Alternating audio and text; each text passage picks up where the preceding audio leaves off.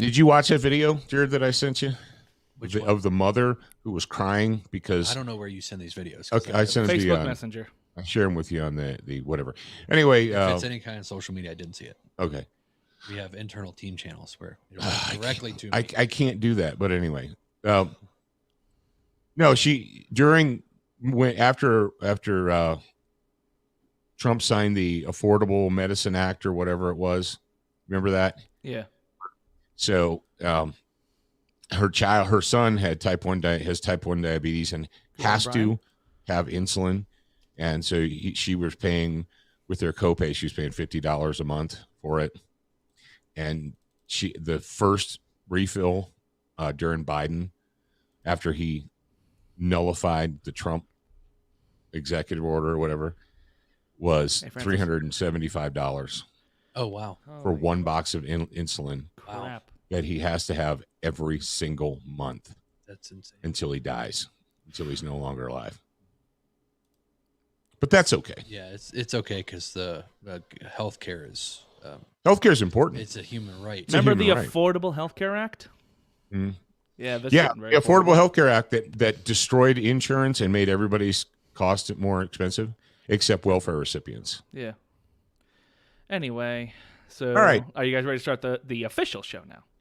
Mm-hmm. Yeah, I'm trying to find something. Jared's trying to find something. Do I have enough time to cook eggs while you're finding this thing? No. What did we used to use that I put the funky backgrounds behind me? It wasn't Skype. Zoom. Was it? Skype. Was it Skype? Oh, here we go. Well, I want to do something real quick. All right, Jared's doing something. Can anybody actually see this? Yes, they can. Who? Where? On Facebook and YouTube. Oh, in the public? Yes. Okay, no, because this is going to be for a grad program show. I wanted to practice it. Okay, well then. Oh. With a little whiteboard thing. We're live with people though now. Oh, All okay. right. Well, we will not. It was Skype, by the way. Experimentations for later. Yeah, so we'll do that later. All right. Gotta put all your eggs in one basket. If you guys want to see what I'm going to do on Thursday, then you have to join the grad program at getsotg.com. Getsotg.com. All right, Zach, pump us in. All right, Dad, go ahead and start us off in 3, 2. Ladies and gentlemen, children of all ages, welcome to the soon-to-be award-winning Student of the Gun Radio. I'm still waiting on that, Jared. What's the name of the Liberty Radio Award? Defender of Liberty. That's right. You already got one. I already got that award. I forgot. Yeah. I've been saying soon-to-be award-winning, so now I can actually say we are award-winning. You know what you could do, Jared? While no, I'll do it. I can't move. But Zach sitting on the beach is right now. going to play the intro music, and then when we come back, I'm going to show you the award. Yeah, you have about 30 seconds to do it, so go. Stand by for education, enlightenment, enjoyment, and entertainment. He's not here to talk about your feelings. He's not here to say what you want to hear. He's here to say what needs to be said. Ladies and gentlemen, and children of all ages, please welcome your host, the pimp hand of America, Professor Paul Markle.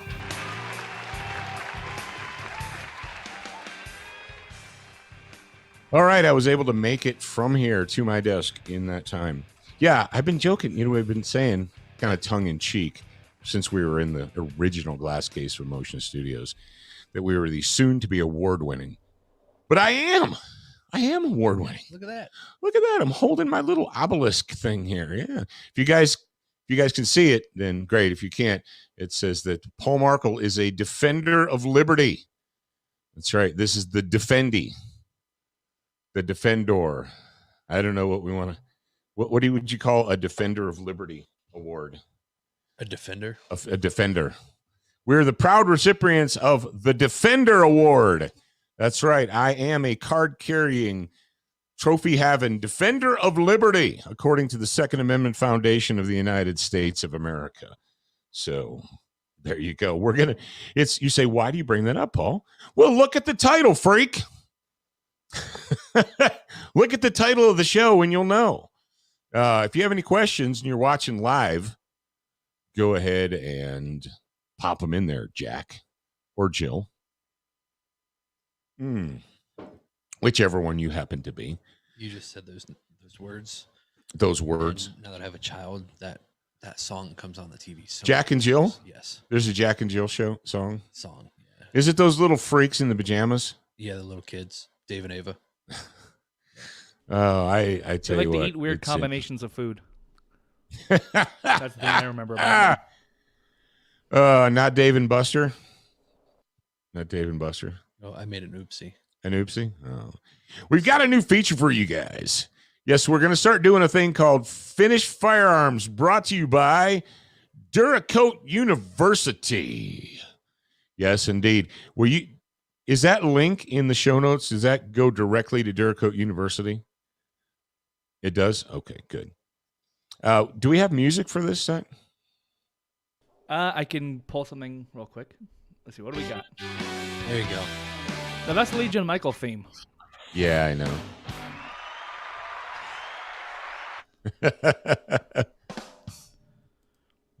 You just moved 2 sliders up.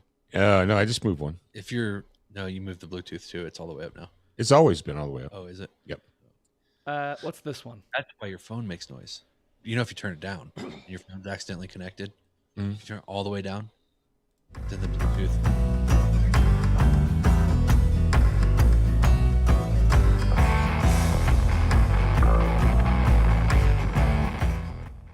Did you pull that out of your butt? Where'd you get that from? That's in our Dropbox. That's in our Dropbox. Oh. It's Coal Mine Rhythm by Dan Elion. I believe we have the rights to that music, so... Well, I hope so, because if not, they're going to... The Facebook fact checkers are going to come get you. Actually, if you are a hardcore student of the gun fan, you should recognize that melody from the beginning of many of our videos. Really? Well, there you go. Yeah, that's often the music that plays over the logo. Oh, you know what I've got in my hot little hands right here. You guys, if you can see it, you can see it. If you can't, you can't. But I've got the fire extinguisher gun. This gun is probably one of my most prized possessions because, well, it's red and it has white and black verbiage on it, and it looks like a fire extinguisher. And you say, how and why? In case you don't know, some of you know because you've been here for a while. Many moons ago, back when we was in Biloxi, I wrote an article about the fire extinguisher gun and what a fire extinguisher gun is, and essentially in your home, in your household, a fire extinguisher gun is a defensive firearm, a firearm that you would use to defend your home and your family and your children, that is kept and stored in a place where all of the responsible adults in the house can reach it. You say, well, I thought you carried a gun in your body, Paul. I do. But my wife doesn't. Oh, she should. Yeah, I know. She should. And yours should too. But let's talk about reality. Reality is you're not going to convince every one of the responsible adults in your household to carry a gun all the time. Well, you should. I know that. But you don't allow the great to be the enemy of the good. But what if it's 2:00 in the morning and I'm standing in the kitchen in my underwear fixing a sandwich? I don't ever do that. But all right, getting a drink, and something happens and I need a gun and I can't get to one because it's upstairs in the bedroom. Well, there's a fire extinguisher gun well, there was one in the kitchen. There actually still is, but you don't know where it is. Not this one. So the fire extinguisher gun is a gun that is stored at the ready, and all the responsible adults in the house know where it is and how to use it. Now, that could be anything. It could be a double action revolver. It could be a Glock 17. It could be a shotgun. It could be, whatever you want it to be. I don't care. But the idea and the concept behind a, quote, fire extinguisher gun is it works and it functions and it acts and behaves like a fire extinguisher, right? Does every adult in your house know where the fire extinguisher is and how to use it? I hope so, because if the answer is no, you are wrong like dick cancer, okay? You're crazy wrong. If you are in a house that doesn't have a fire extinguisher, or you don't know where it is, and it's not accessible to everyone, well, every responsible person, I don't expect a 5-year-old to put a fire out, but all the grown people, you're wrong, right? Well, it's the same thing with a firearm. We use that to stop bad things from happening. We use fire extinguishers to stop bad things from happening or to address the bad thing. So the fire extinguisher gun. So I came up with that concept probably 10 years ago or so, Jared. Would you say that's fair? Probably. Yeah, probably I don't know, 10 years ago or so. And we talked about it. And we talked about it on the original television show. I think in season 2. It was either season 2 or 3 of the TV show. We did a whole segment about the fire extinguisher gun. Well, Fire Extinguisher Shotgun by Duracoat and Student of the Gun. Yeah. The video was in 2013. So it was a couple years before that. Yeah, it was a couple years before that. So time went by, and Mossberg acquired a company called Maverick. You may have heard of them. And they came up with they've got a over-under shotgun, a single trigger over-under 12-gauge shotgun, which I'm holding in my hand right now. And I got this gun, and I reviewed it. I wrote an article about it, and we also did a television show segment about this gun. And I thought, you know what? I called my buddy Steve Lauer at Duracoat, and I said, I've got an idea, Steve. If I send you this shotgun, can you make it look like a fire extinguisher? And he said, I can do anything. Don't test me. I'm paraphrasing, of course, but Steve said, I can do anything you want. You just send it to me and it'll get done. So I sent him this gun, and they sent it back to me 6 weeks later, or I don't know how long it was, but it doesn't matter. And it looks like a fire extinguisher. They did all kinds of cool stuff on it. They did the inspection tag on the side. You know, they did basic instructions for use on the stock. They put this end, or point towards enemy on the muzzle. You know, on the other side, beware of lead poisoning. All kinds of stuff, and it's a fully functional gun. We took it out. As a matter of fact, after it came back, we did a segment for the TV show on this gun. I think that was when we were on Hunt Channel or which, I don't know. We're on one of them satellite cable television shows or channels and Student of the Gun TV, and we did a whole segment about this gun. And it works perfectly fine and so on and so forth. So this is our finished firearm of the week by Duracoat University. And you say, Paul, that's cool for you. Yay, Paul, but I can't do that. Yes, you can.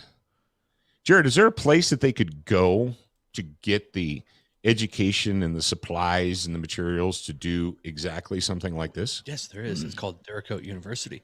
You go to DuracoatFirearmFinishes.com and you can check it out there. I believe that there's a tab in the menu that's called Training, Duracoat Training now.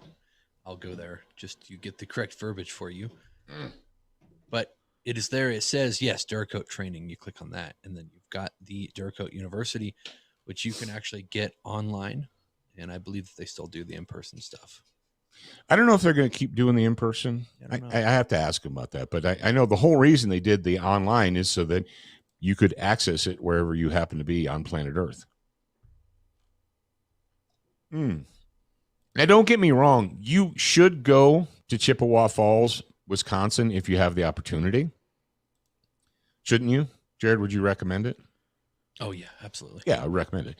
If you have the opportunity to go to Chippewa Falls and just visit them or go to a class, that would be great. You need to stay at the Dewdrop Inn, or what's it? I can't remember the name of the hotel.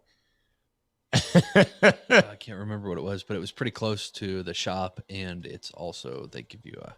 I think that's probably anywhere in Wisconsin. Well, no, it's because of the brewery's right there. They're close to the Leinenkugels. Yeah, they're right because Leinenkugel Brewery is there in Chippewa Falls. Chippewa Falls elevation is 840 feet above sea level. Ooh, that's tall. They have a population of 14,000 people. Their area code is 715. So there you go. There's just a little brief history of Chippewa Falls there.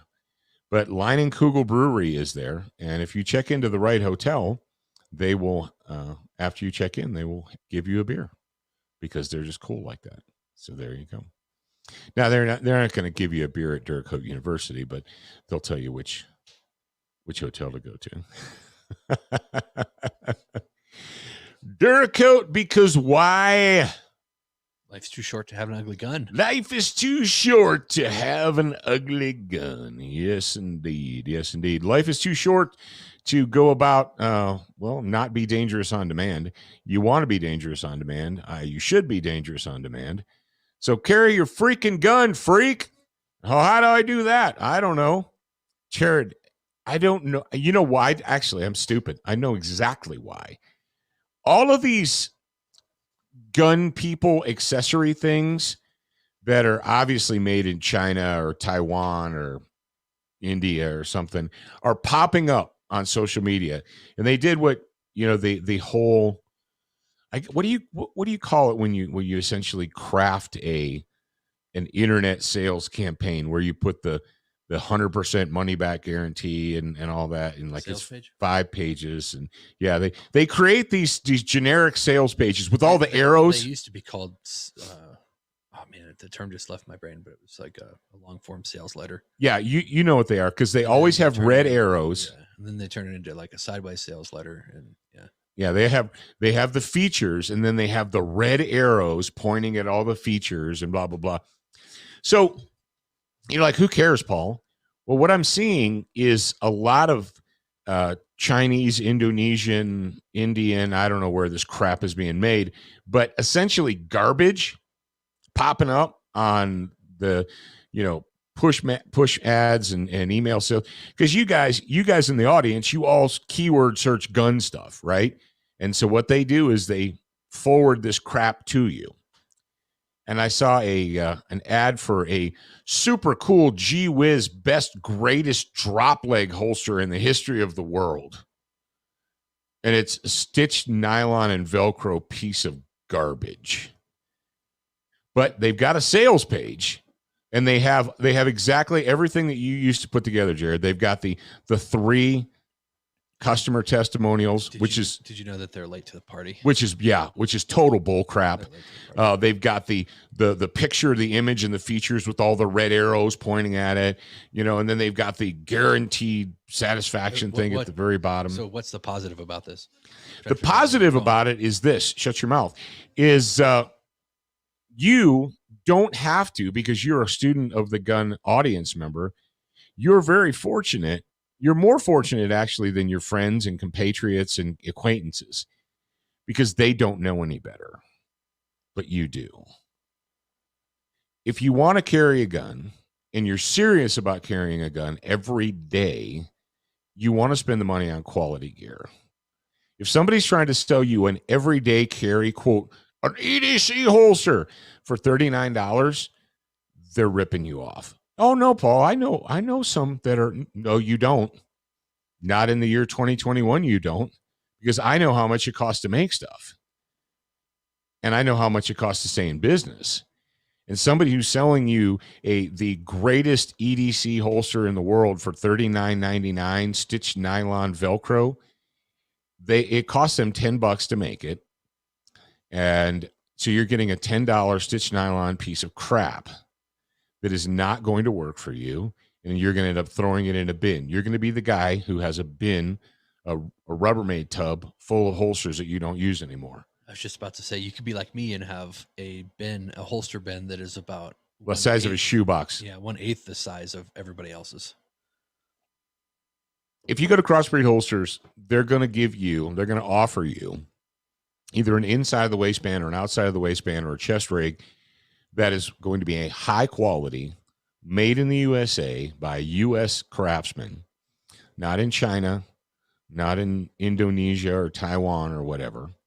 It has a lifetime guarantee, and you're going to be happy because you're going to be able to carry your gun all day long and not have it rubbing and shifting and moving and so forth.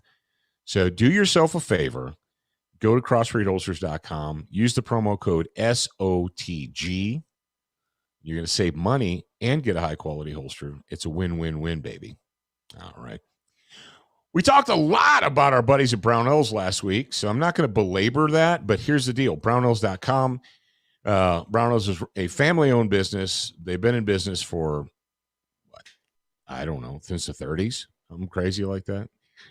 Serious about firearms since 1937 or 33 or 35 or whatever the phrase is.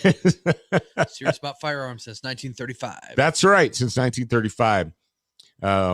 And they're doing their very best to provide you with what you need during this great crisis, which we are currently embroiled in. 1939, by the 1939. That's how long. They might have been,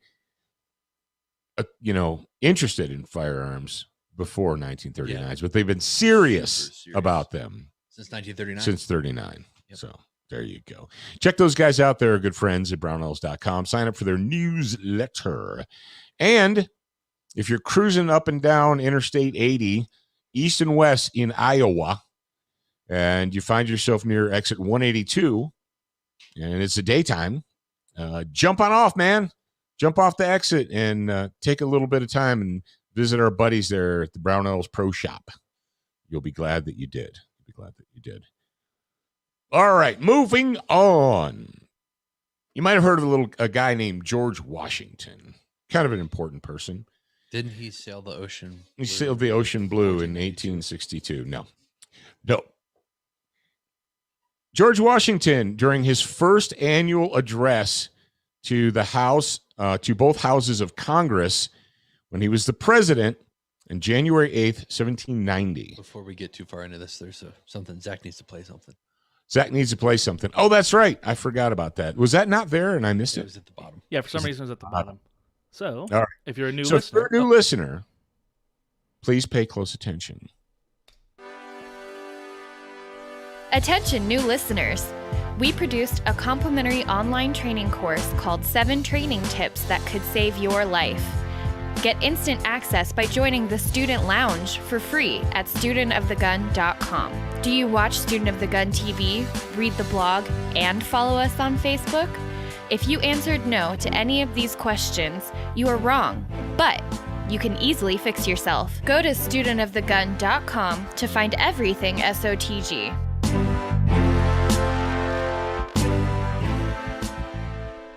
Before we get into the super serial stuff, have you guys seen the thing with the ship stuck in the canal? Well, with the little front hoe trying to push it out. Yep, trying to dig it out. Yeah, I don't know. I saw that yesterday, and it's a meme, and it says "me in 2020." Yeah, apparently that is majorly messing up the everything. The everything, because despite modern world with the airplanes and stuff, we still do most of our international commerce with ships. Oh, and it's stuck in which canal? The ship stuck in canal. There's two big ones. There's the Suez and the Panama. Suez. In the Suez Canal, ship is warming about excessive blah blah. The point is, it's stuck wedged like freaking at like a 45-degree angle, and nobody can get past it. Oh man, that's not good. So yeah, people are having to go down around Africa and up like it's the freaking 1700s again. Yeah, you don't want to have to do that. I've been through the Suez Canal. I floated through it, beginning to end, and I can see there were times when there were spaces in the canal. It widens and it narrows and it widens and narrows. There were times when the booms, the stabilizer booms of our ship were actually over land. That's how close we were to the shore. So, and if you ever have to go through the Suez Canal, kids, if you ever have to go through the Suez Canal, and what you have to do is you have to get a pilot, a local pilot, and you bring them up onto the bridge, and you stand next to them while they pilot your ship through the canal. So that means that ship that's stuck is stuck because an Egyptian pilot crashed it into the shore. Yeah, probably. How did the ship get stuck in the canal? The Ever Given has been wedged in the canal, running aground mid heavy winds. a sandstorm on Tuesday. 8 large tugboats were attempting to blah, blah. That's not the answer. Why did you put that as the answer, but it's not the answer? I don't know. Anyway, So continue. heavy winds from a sandstorm. I guess. Well, that's a thing. That is a thing. So sorry, guys. Good luck. Like the rave music sandstorm. The rave music Yeah, sandstorm. sandstorm. I don't know. Shut up. I've been in Jared. actual sandstorms, and they're not fun. We need to play. You can have a rave in a sandstorm. No, you can't. It's You what- you it's what cover yourself That's with a what you try to blanket. do to get the sand off afterwards. Anybody in the audience ever been in a sandstorm? All the vets have. All the veterans are like, yeah. And Yeah, they- they're and like, I it's was at a paint party terrible. club last weekend, and they played sandstorm. I don't even know what you're talking about. but- So So now that we're done talking about the Suez Canal, Get back Oh. to the serious stuff. we should play the music. we're going to talk about important stuff. All right. So George Washington, important guy, during his first annual address to both houses of Congress on January 8th, 1790, said the following: "A free people ought not only be armed, but disciplined." What? Yes. Thomas Jefferson, during the first draft of the Virginia Constitution in 1776, that came before the Declaration of Independence, said, "No free man shall ever be debarred of the use of arms. No free man shall ever be debarred the use of arms." You may have heard of a dude named George Mason. If you're a Virginia resident, you should know who George Mason is. He was one of the founding fathers of Virginia. Very important guy. There's a university named after him.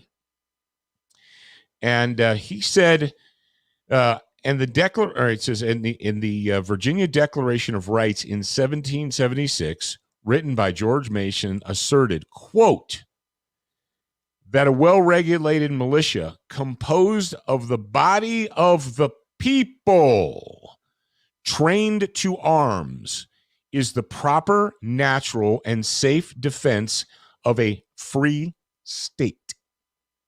Imagine that. Sounds pretty familiar, huh? And then George Mason further said during the ratification process for the Virginia Declaration of Rights, he said, "I ask, who is the militia?" Or who are the militia? He said, "I ask, who are the militia?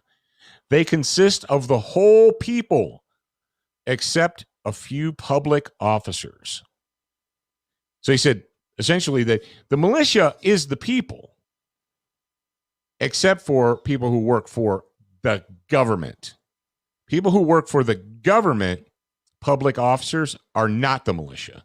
You're like, no, Paul, no, you don't understand. The militia is the National Guard, and the National Guard works for the government, works for the governor and the state, right? No, wrong. Why is that wrong, Jared? Why you say no, Paul? The founding fathers wanted an armed body, an armed organization controlled by the state to ensure the rights of the people.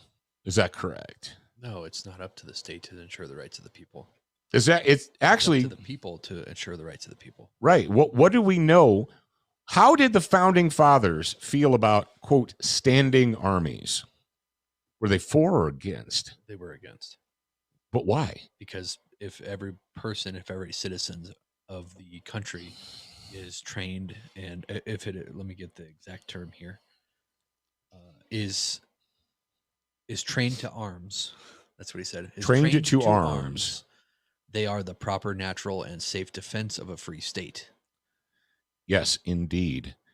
Well-regulated does not mean governed.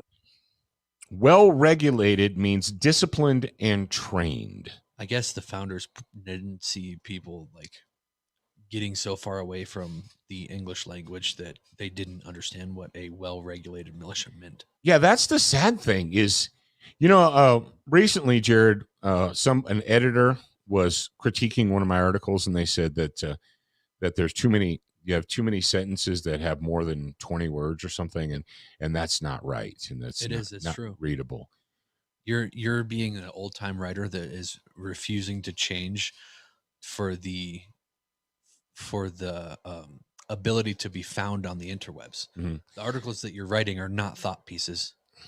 Right. For But no, this purpose. I'm They getting are- to a point. What did you just say? You the said it's people- a shame so that far, people yeah. don't understand the English Yeah, language. And you know why? Part of that is because the people that are intelligent and write really good, thoughtful pieces are not found on the internet because the material is written in such a way that the algorithm on Google or whatever search engine it is not going to pick up that piece and show it to somebody that's searching for a thing because it's too quote unquote difficult to read. When in reality, people have the ability to. Who determined that though? I don't know. Who out there determined they're like, well, we're going to make this. It's going to be unsearchable or unfindable or it'd be hard to find because it's too difficult. Who determined it's not that it's that it was too hard to read? It is that humans are so lazy that they look at the first page of results, and that's what they're going to go from. It's not that it's not there. It's that it's not I understand on the first that page. I understand that, but who is it that decided that an article or a book or something that had The users. That's who decided. Yeah. The users decided that? Yeah. If you owned a technology that delivered results to a group of people, and that group of people, 90% of them spent their time on the first page, where would you put the results of the search that are benefiting your company? So the users. You'd put them on the first page because that's where people are going to click. They don't go to the second page or the third. But I need to write an article called First Page Clicks. Yeah. And talk about the dumbing down of the human experience. Yeah. I weep for our posterity. Yeah. I mean, think about it. When's the last time? At some point, but look, think about it. I don't know when the last time I made it to the third page of the search results is. When's the last time you made it to the third page? Because what is delivered right there, why would we go and do something more difficult than on the internet? So this is specifically and wholly online. Mm-hmm. For whatever reason, online actions work this way. Mm-hmm. Now, I'm not talking about barbell training or reading a physical book in your hand. It's for whatever reason, online, humans do not want to go out of their way to do the more difficult thing. It's like our group of people and the people that are Student of the Gun listeners, we're happy to do barbell training. We're happy to read books. But for whatever reason, like online even, like when's the last time you made it to the third page of search results to look for something? You know what? I lied. It was actually yesterday because I was looking up the Federal Registrar stuff as we were recording. You had to go to the third page. I had to go a little bit further than the first page, but it's not something that I often do. So going back to the language, and what is sad to me is that the deliberately slavish, the purposefully slavish, they see the Second Amendment and they defend the state's rights to disarm the people by saying, well, regulated means that the government is allowed to regulate it. No, that's not what it means. Where do they get that information? Where do they get that from? Well, it definitely wasn't the writings of the founders. No, because if they read, in order to understand, and this is what we used to do in the United States of America, we used to make sure that before anyone graduated high school, that they went through American government or U.S. government. I took a class. It wasn't called civics. It was called U.S. government.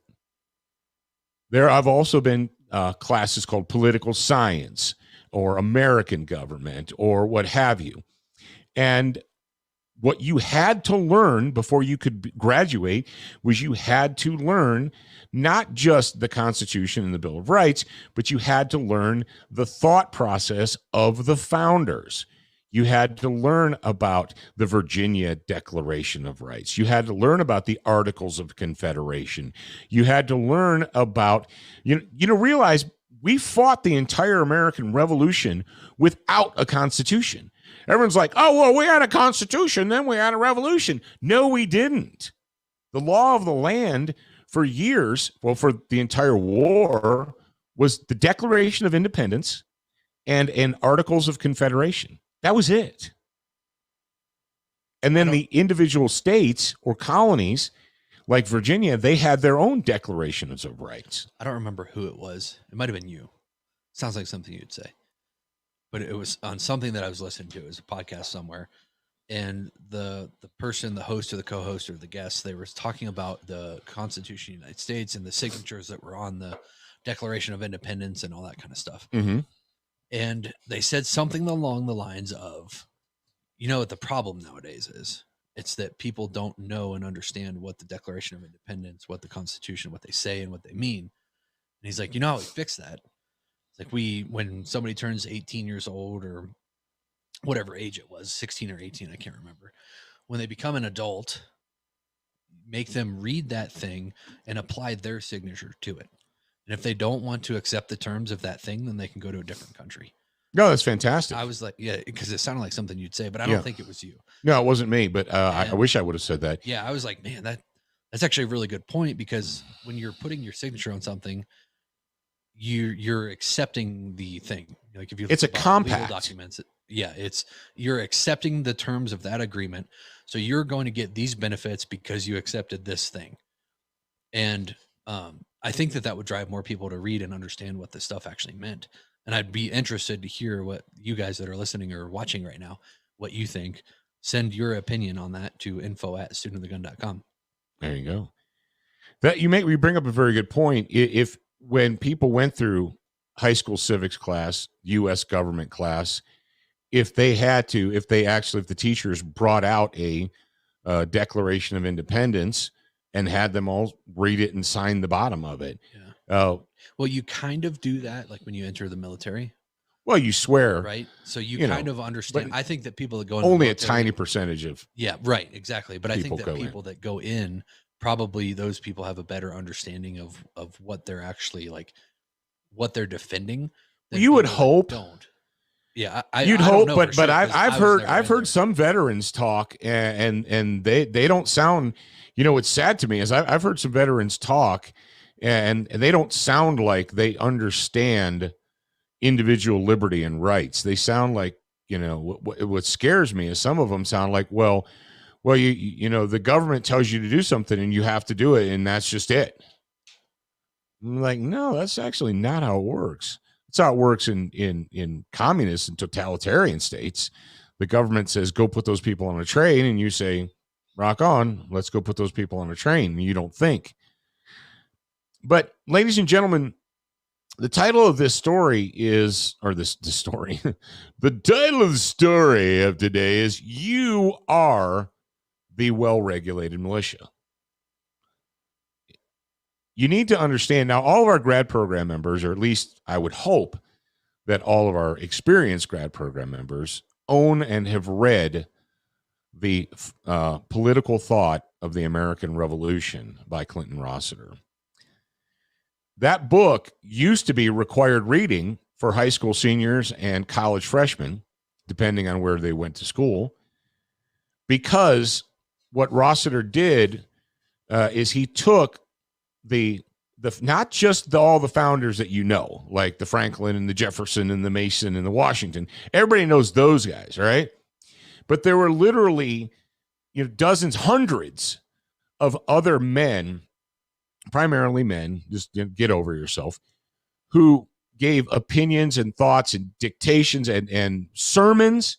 There's an entire legion of pastors, preachers, and so forth that admonished and spoke for liberty, individual liberty and individual rights and so forth. And what Rossiter did is he composed and comprised, he put together a book that says, all right, what did the founding fathers know? What information were they using when they came up with all this stuff? When they said, hey, let's do a Declaration of Independence. Let's do it, let's do a constitution. Let's have our own country. You know what they were doing? What? They were real life enacting Plato's Republic. Yeah, exactly.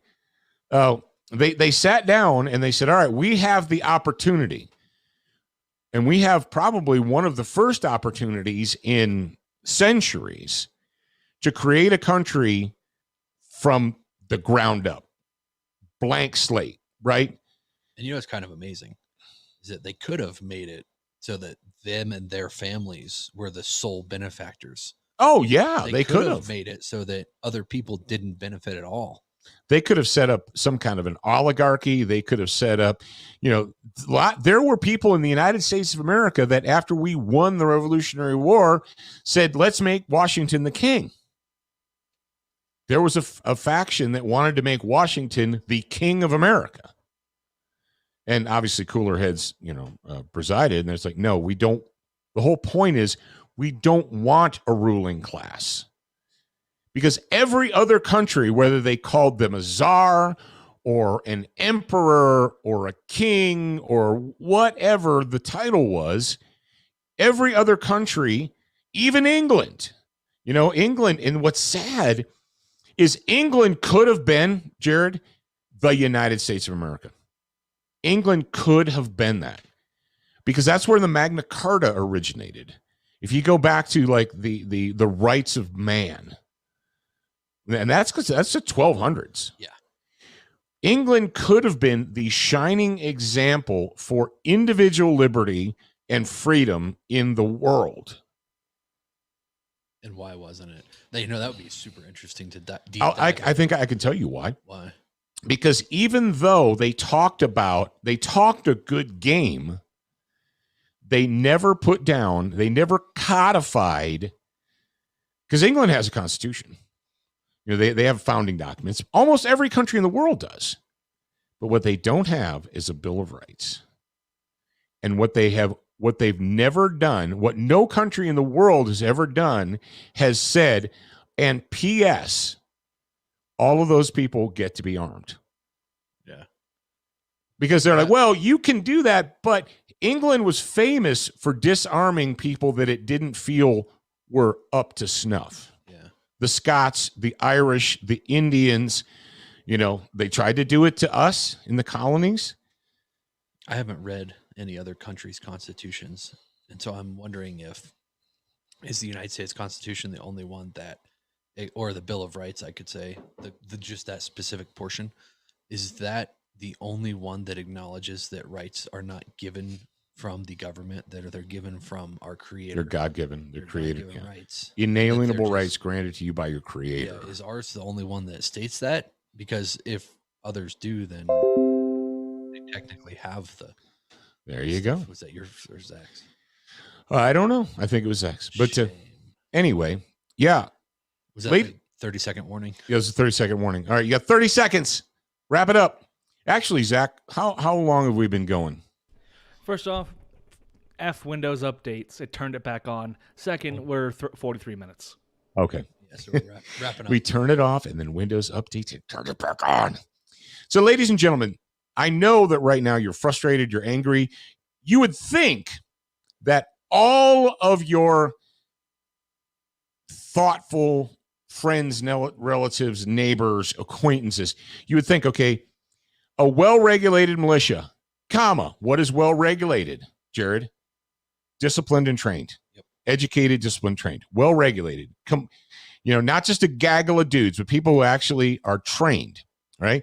Militia. Who is the militia? You. The whole of the people. Yeah, like George Mason, the whole of the people. It's not the National Guard. It's not people who work for the government. In the history, when this was written, Amendment 2 was written in the United States of America, the militia was comprised of the citizenry. They weren't paid by the government. They weren't government employees. They were the average everyday citizen. Farmers and, carpenters and, you name it, priests, pastors, preachers, lawyers, and they were all part of the militia. It was your duty as a citizen. You didn't get paid to do it. You did it because you knew it was the right thing to do. Wow. Talk about a concept, Jared. You mean I'm not going to get paid to do this? No, it's your duty as a member of the community to do this. Oh, well, if I ain't getting paid, I'm not doing it. No. So a well-regulated militia, that means a trained and disciplined body of citizens being necessary to the security of a free state. That sentence right there is one that we often ignore, and it is extremely important. Our founders understood that we could not have a country that maintained individual liberty for its citizens, minus an armed citizenry, being necessary to the security of a free state. Meaning, if you remove an armed citizenry, you will no longer have a free state. Because no country in the history of the world has ever disarmed its citizens and remained free. Ever. Now, there's some people that get to be free because they're part of the ruling class and they're the buddies of the government. And so the buddy's like, oh, your government said, well, you're our friends. You get to be free. But those people over there, we don't like them and we don't like what they say. So screw them. The right of the people. Now, see, Jared, this is where the militia means National Guard people are imbeciles, because in the same exact sentence, well-regulated militia, blah, blah, blah, blah, the right of the people. It doesn't say the right of the National Guard. No, it's the right of the people to join the National Guard. No, the right of the people to keep meaning to own, to possess, to have control over. I feel like a crazy person that I have to explain to the country that the word keep means to possess, to have control over. And bear. Bear does not mean the animal. What is a standard bearer? Jared, what is a standard bearer or a flag bearer? What do? They bear the flag. They carry it, right? Yeah. Does a standard bearer own the flag and he sticks it in a closet and he's a standard bearer because he has a flag in his closet? No. The standard bearer, the flag bearer, the person who bears something is someone who has it on their body. They're carrying it. So to keep means to possess or to own or to have control over. And to bear means to carry and have in your hands, on your body. Shall not be infringed. Doesn't say, well, if you feel like it, if guns get really scary, if there's a crisis, if there's a, no, it's super simple language.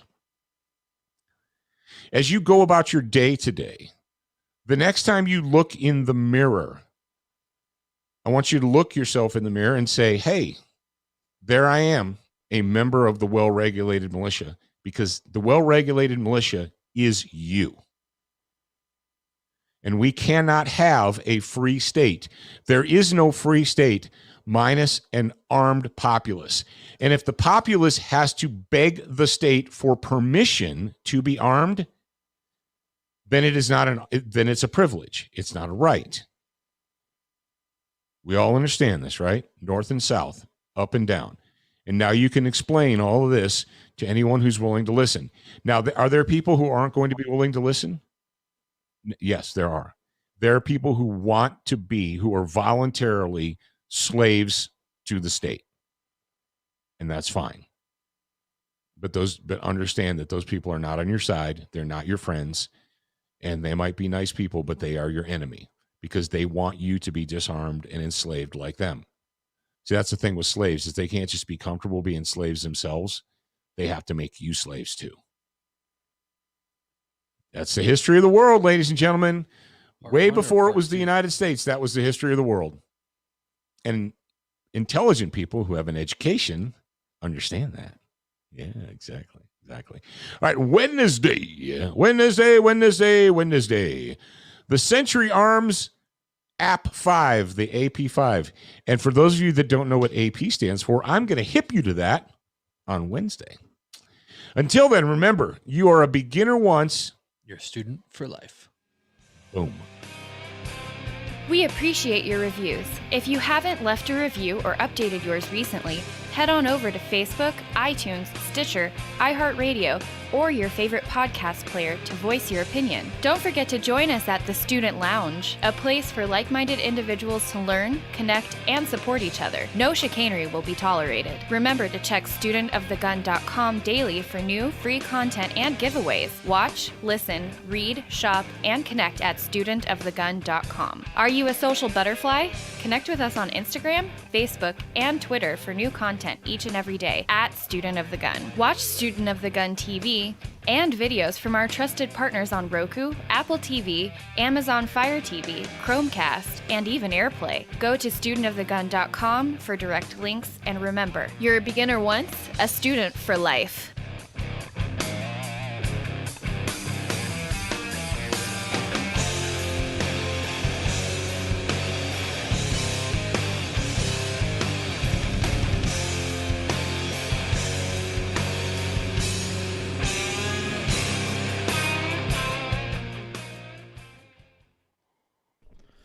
All right, so guess what?